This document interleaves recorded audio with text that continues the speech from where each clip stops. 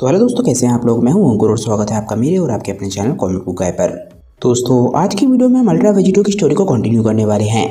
आज की वीडियो में हम पिकलो को नेमी को बचाने के लिए फाइट करते हुए देखेंगे। अल्ट्रा वेजिटो की बहुत ही कमाल की स्टोरी को लिखा है कॉल मी अर्थ ने, और उनसे जुड़े लिंक मैंने नीचे डिस्क्रिप्शन में दे दिए हैं, तो जाइए और उन्हें अपना पूरा सपोर्ट दिखाइए। दोस्तों, आज की वीडियो शुरू करने से पहले आप सभी से एक छोटी सी रिक्वेस्ट, अगर आपको आज की वीडियो अच्छी लगे तो वीडियो को लाइक करना बिल्कुल मत भूलिएगा और वीडियो को अपने दोस्तों के साथ शेयर भी जरूर कीजिएगा। जिन लोगों ने अभी तक चैनल को सब्सक्राइब नहीं किया है वो चैनल को सब्सक्राइब कर ले, ताकि उन्हें सारी की सारी वीडियोस टाइम टू टाइम मिलती रहें। तो चलिए दोस्तों, बिना देरी करे अपने वीडियो पर आते हैं। हम देखते हैं कि पिकलो बहुत तेजी से नेमिक पे उड़ता हुआ जा रहा होता है। वो उस वॉरियर को ढूंढ रहा है जिसके बारे में एल्डर मोरी ने पिकलो को बताया था। पिकलो को वो फ्यूज नेमिकिन कहीं भी महसूस नहीं हो रहा होता। वो बोलता है, कहाँ, आखिर वो कहाँ पर है। एल्डर मोरी ने कहा था कि वो मुझे इसी डायरेक्शन में मिलेंगे।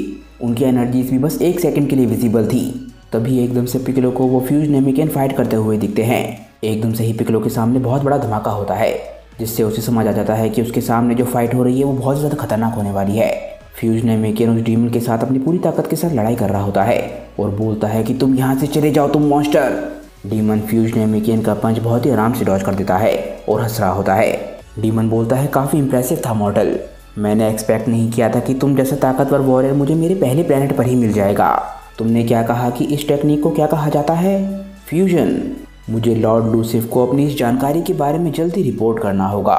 फ्यूज नेमिकिन को बस इस बात को सुन के गुस्सा आता है।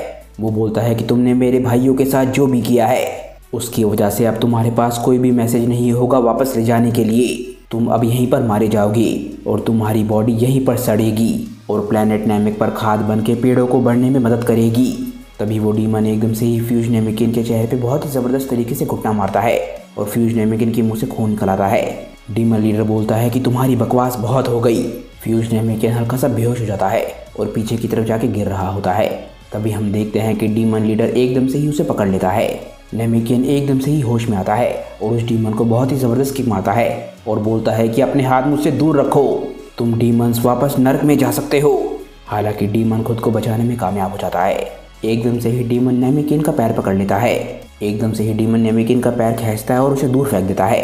डीमन बोलता है कि तुम मुझे नरक में भेजना चाहते हो। वो एक डीमन के लिए बच्चों का खेल होगा, तुम बेवकूफ़। डीमन ने फ्यूज नेमिकिन को इतनी तेजी से फेंका होता है कि वो खुद को रोक ही नहीं पा रहा होता और उसका फोर्स भी बहुत ज़्यादा होता है।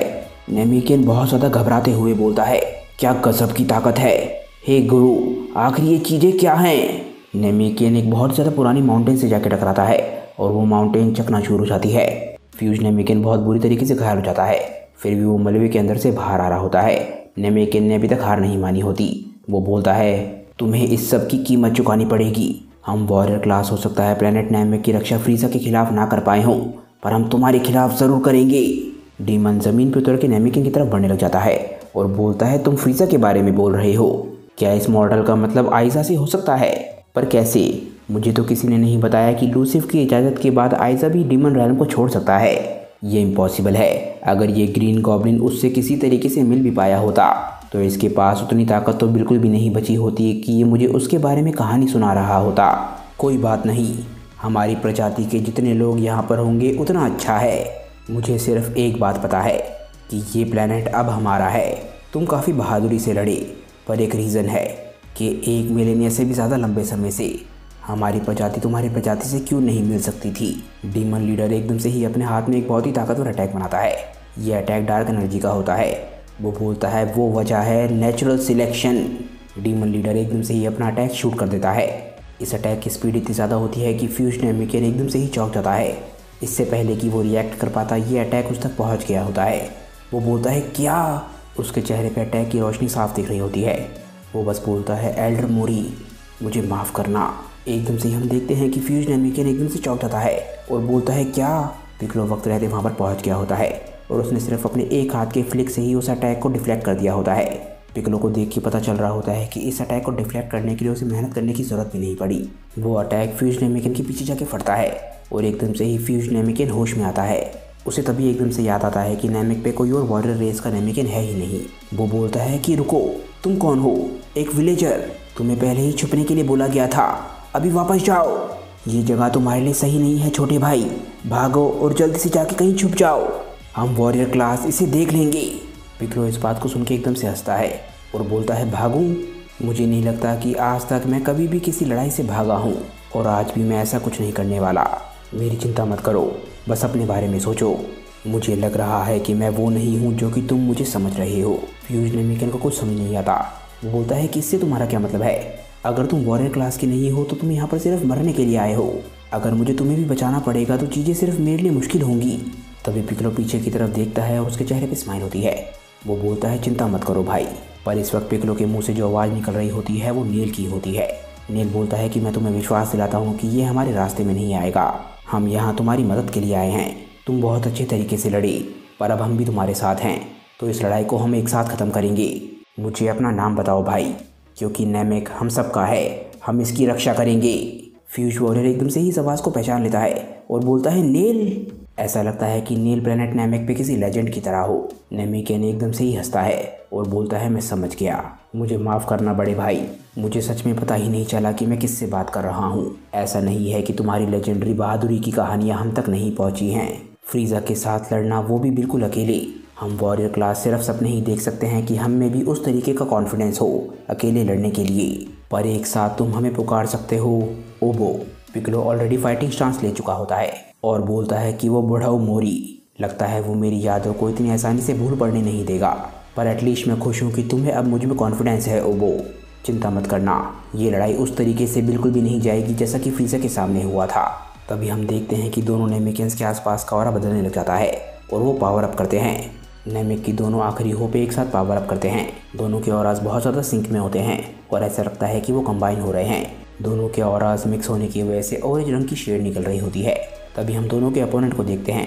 वो दोनों की ताकत में आए हुए चेंज को नोटिस करता है और बोलता है कि अब ये हमारे सामने क्या है, एक और गॉब्लिन, पर ये पिछले वाले से ज़्यादा ताकतवर लग रहा है। कितनी अजीब बात है, मेरे एक भी आदमी ने इसके एग्जिस्टेंस के बारे में मुझे कुछ भी नहीं बताया। मैं सच में हैरान हूँ कि आखिर ये कहाँ से आया होगा। तभी हम एकदम से देखते हैं कि डीमन लीडर एकदम से ही फाइटिंग स्टांस ले लेता है। वो बोलता है कोई बात नहीं, यहाँ पर जितनी ताकतवर सोल्स होंगी उतना ही ताकतवर हमारा खाना होगा। एक बारी बस हम उनकी लाइफ फोर्स को एब्जॉर्ब कर लें। लॉर्ड लूसिफ सच में मुझे काफ़ी ज़्यादा अच्छे तरीके से अवॉर्ड करेंगे, क्योंकि मुझे एक बिल्कुल ही अनएक्सपेक्टेड जगह पर ताकत का एक सोर्स मिला है। कम से कम ये मेरे लिए उससे ज़्यादा इंटरेस्टिंग होने वाला है जितना कि मैं पहले सोच रहा था। पिकलो एकदम से अटैक करने के लिए आगे बढ़ता है और चिल्लाता है आ जाओ ओबो। पिकलो और ओबो एक साथ अटैक करने के लिए डीमन की तरफ बढ़ रहे हैं ताकि वो डीमन को हरा के अपने मारे गए भाइयों का बदला ले सके। इसके बाद हम डीमन रैल में आते हैं। हम देखते हैं कि वेजिटो भी टाइम बर्बाद करके थक चुका होता है। वेजिटो पावर अप करके सीधा सुपर सैयन ब्लू में ट्रांसफॉर्म हो जाता है। आइजा ये सब कुछ काफ़ी ज़्यादा इंटरेस्टेड होकर देख रहा होता है और बोलता है अरे वाह, अब तुम्हारे बाल नीले हो गए हैं। लगता है लाल बालों से आगे भी कोई स्टेज थी। लगता है वो दूसरा सैयन मेरे खिलाफ अपनी पूरी ताकत नहीं दिखा रहा था। काफ़ी अजीब डिसीजन है। अब जब मैं सोच रहा हूँ कि वो मेरे हाथों कितनी बुरी तरीके से पिटा था। वेजिटो ये सुन के काफ़ी हैरान होता है और बोलता है क्या दूसरा सैयन? क्या ऐसा सच में हो सकता है कि यहाँ पर नीचे एक और मेरे जैसा है? पर कौन? आइजा ये बात सुन के एकदम से हंसता है और बोलता है कि नहीं, ऐसा कुछ नहीं है। मैं इस बात का तुम्हें विश्वास दिलाता हूँ कि तुम पहले मास के लोथड़े हो जो कि इतने लंबे समय में यहाँ पर आया है, स्पेशली तुम्हारी रेस के हिसाब से। पर मैं तुम्हारे जैसे एक सैयन को ज़रूर जानता हूँ, पर वो एक गॉड था। सच बताऊँ तो वो 5 स्ट्रॉन्गेस्ट का एक मेंबर था जो कि लगातार यहाँ पर आता रहता था लोअर डीमंस की संख्या को कम करने के लिए। वो यहाँ पर आके उन्हें हज़ारों की संख्या में मारता था और ये सोचता था कि वो बहुत ज़्यादा ताकतवर है। पर हाँ, वो काफ़ी ज़्यादा बदल गया जब मैं उसके सामने आया, जैसे कि तुम्हारे साथ हुआ है। वो लाल में बदला था पर वो नीले में कभी नहीं गया। पर एक बहुत ही अच्छी पिटाई के बाद उसने सेक्टर 10 में फिर से कभी अपनी शक्ल नहीं दिखाई। मुझे लगता है कि उसका नाम यामोशी था या फिर ऐसा ही कोई अजीब सा नाम। वेजिटो ऑब्वियसली जानता है कि आइजा किसके बारे में बात कर रहा है। वेजिटो हंसकर अपने अंदर यामोशी की तरफ देखता है। वेजिटो बोलता है अच्छा, तुम उस सैयन की बात कर रहे हो। उस जैसे डरपोक के साथ ऐसा ही हुआ होगा, मैं ये इमेजिन कर सकता हूँ। ऐसा ही कुछ हुआ था जब मैंने उसका सामना किया था। और हाँ, वो कभी भी नीले लेवल पर नहीं पहुँच पाया। तो चिंता मत करो, मैं तुम्हें ज़रूर दिखाऊंगा कि ये नीली फॉर्म किस तरीके की है। यामोशी बस वेजिटो के अंदर गुस्से में बोलता है कि मेरी फॉर्म तुमसे ज़्यादा महान है। वेजिटो वापस आइजा की तरफ देखता है। वेजिटो बोलता है तुम्हें पता है, जब वो मुझसे लड़ा तो वो मुझसे बच नहीं पाया। सच्चाई तो यह है कि वो इस वक्त मेरे अंदर ही है। आइजा को ये अजीब सी स्टेटमेंट सुन के काफ़ी अजीब लगता है। वो कुछ समझ नहीं पाता। अगले ही पल में हम देखते हैं कि वेजिटो आइजा तक पहुंच जाता है और उसे बहुत ही ज़बरदस्त पंच मारता है। आयशा पीछे जाके गिरने लग जाता है और उसके मुंह से पर्पल कलर का खून निकलने लग जाता है। वेजिटो हंसते हुए बोलता है कि लगता है तुम्हारे लिए यही सही लेवल है। वेजिटो एक बार फिर से बहुत तेजी से आयशा की तरफ जाने लग जाता है। वेजिटो के चेहरे पे बहुत ज़्यादा गुस्सा होता है और उसने बहुत ही ज़बरदस्त पंच बना रखे होते हैं। ऐसा लगता है कि वेजिटो उन्हीं गॉड्स का सामना कर रहा हो जिन्होंने उसके साथ गलत किया था, या फिर लूसिफ जो कि उसके साथ गलत कर चुका है। वेजिटो एकदम से ही बहुत ही ज़बरदस्त पंच आयशा के चेहरे पे मारता है और उसे ज़मीन के अंदर गाड़ देता है। इसके बाद वेजिटो अचानक से ही आसमान की तरफ उड़ने लग जाता है। वेजिटो बोलता है, हाँ, इसी तरीके की लड़ाई में जीत मुझे पसंद है। वेजिटो आसमान में जाके एकदम से अपने हाथों में बहुत ही बड़ा अटैक बनाता है।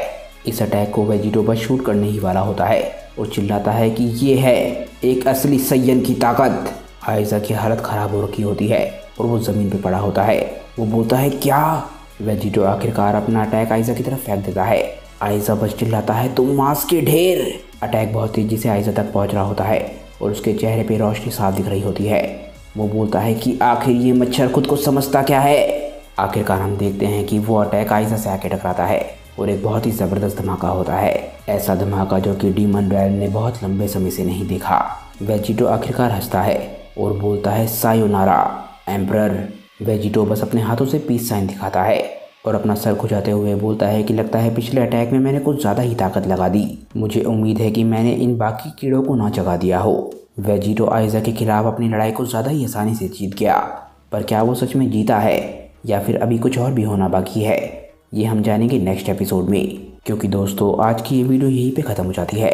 मुझे नीचे कमेंट करके बताइए कि आज की ये वीडियो आप लोगों को कैसी लगी। अगर आपको आज की ये वीडियो अच्छी लगी हो तो वीडियो को लाइक करना बिल्कुल मत भूलिएगा और वीडियो को अपने दोस्तों के साथ शेयर भी जरूर कीजिएगा। जिन लोगों ने अभी तक चैनल को सब्सक्राइब नहीं किया है वो चैनल को सब्सक्राइब कर ले ताकि उन्हें सारी की सारी वीडियो शाम टाइम मिलती रहे। तो चलिए दोस्तों, आज की वीडियो के लिए बस इतना ही। मैं मिलता हूँ आप लोगों को अपनी नेक्स्ट वीडियो के साथ। तब तक के लिए बाय दोस्तों और थैंक्स फॉर वॉचिंग।